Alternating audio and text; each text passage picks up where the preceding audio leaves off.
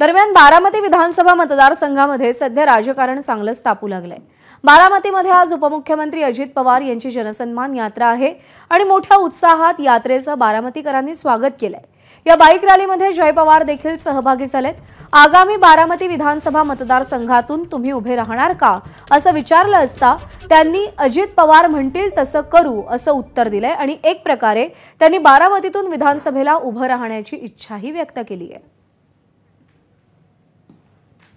आलेले आहेत आणि ते पुढे जे आहे ते इथपासून पेन्सिल चौकापासून बारामती पर्यंत जे आहे ती बाईक रॅलीमध्ये सहभागी होणार आहेत। मोठ्या संख्येने कार्यकर्ते या ठिकाणी जमलेले, जागोजागी स्वागत देखील केलं जाणार आहे आणि या ठिकाणी आपण बघू शकतो या ठिकाणी जय पवार जे आहेत ते या ठिकाणी आलेले आहेत। आपण त्यांच्याशी बातचीत करण्याचा प्रयत्न करूयात। दादा, आज मोठ्या उत्साहात जनसन्मान रॅलीचं जे स्वागत आहे ते कार्यकर्त्यांकडून केलं जाते, कसं बघताय?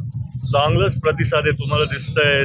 दादा पण आहेत, सुनील तटकरे साहेब पण आहेत, रुपाली ताई, वहिनी, पारदादा सगळे आलेत। मागच्या वेळेस त्या ठिकाणी आयोजन करण्यात आलं होतं, परंतु पावसाने मोठा व्यत्यय आणला होता, परंतु यंदाच्या वेळेस चांगलं नियोजन करण्यात आलेले, स्वागत देखील जोरदार होतोय, जागजाग ठिकाणी फ्लेक्स लागलेले आहेत। कार्यकर्त्यांचा उत्साह कसा आहे? चांगलाच आहे। मागच्या वेळेस थोडा पाऊस आलेला, आज पण पावसाचं वातावरण आहे, पण स्टेज चांगलं केलंय आणि आपण कव्हर पण केलंय सगळं। पुढच्या काही दिवसांमध्ये विधानसभा निवडणूक आहेत, त्या संदर्भात एक अजित पवारांनी वक्तव्य केलं होतं, त्या वक्तव्याकडे कसं बघता मधल्या काळात? तर ते वक्तव्य आमच्या युवकांचं, सहकाऱ्यांचं आहे, त्यांचा एक पुढाकार होता, पण बघू दादा निर्णय घेतील जेव्हा ते घेतील। तुमची इच्छा काय? माझी इच्छा तर कायम आधीपासूनच सगळ्यांना मदत करायची, जसे दादांनी आधीपासून कामं केलेत तसेच कामं करायचे। विधानसभेला उभं राहण्यास इच्छुक आहात? मी बोललो ना, ते दादा ठरवतील।